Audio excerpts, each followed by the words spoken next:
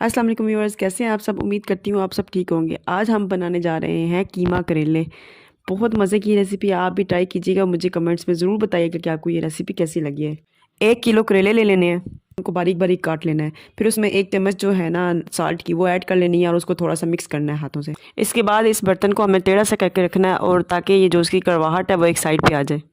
इसके बाद हमने जो है ना 4 टमाटर ले लेने हैं, 4 प्याज ले लेने हैं, कुछ सब्ज़ मिर्ची ले लेनी है, अदरक लहसुन ले लेना है और नमक, सुरख मिर्च, कुछ लौंग ले लेने हैं 3-4।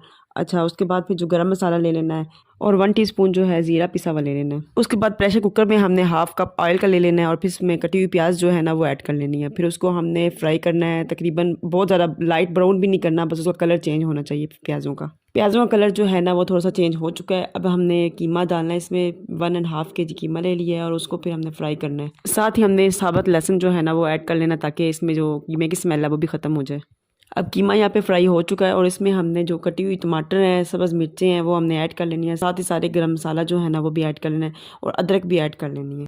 अब हमने इसको 3 गिलास पानी के जो है ना वो ऐड कर लेने हैं और फिर उसके बाद 15 मिनट के लिए हमने इसको प्रेशर दे लेना है। अब यहाँ पे करेलों का पानी एक साइड पे हो चुका है।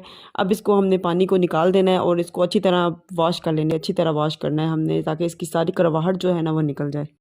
और फिर करेलों को बहुत अच्छी तरह निचोड़ लेना है ताकि इसमें ज़रा सा भी पानी ना रह जाए।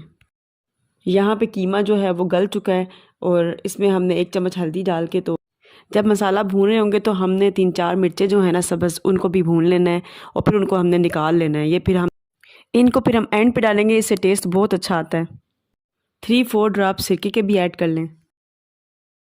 अब यहाँ पे देखिए करेले जो हमने वॉश किए थे वो हमने इसके अंदर डाल देने हैं।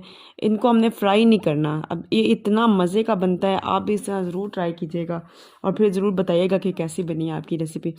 तो उसके अंदर फिर हमने 3 जो है ना प्याज दरमियानी साइज़ के वो भी हमने काट लिए थे, तो ये भी कच्चे प्याज जो है ना इसके अंदर ऐड कर लेने हमने।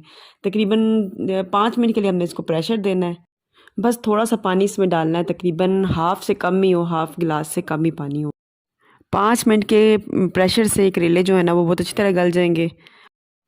यहाँ पे देखिए कितनी अच्छी तरह से ये करेले जो है ना वो गल चुके हैं।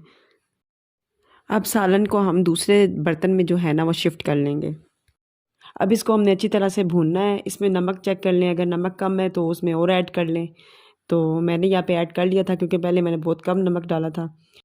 इसको अच्छी तरह से भून लें और ताकि इसमें कोई पानी अगर थोड़ा बहुत है तो वो भी इसमें खुश्क हो जाए। तो फिर उसके बाद कटा हुआ धनिया जो है सब्ज़ वो ऐड कर लें और जो सब्ज़ मिर्चें जो हमने भून के निकाली थी ना वो वाली हमने इसमें ऐड कर लेनी है। इससे बहुत मज़े का टेस्ट आता है। बस इसको मिक्स कर लें। यहाँ पे कीमा करेले जो है वो रेडी हो चुके हैं।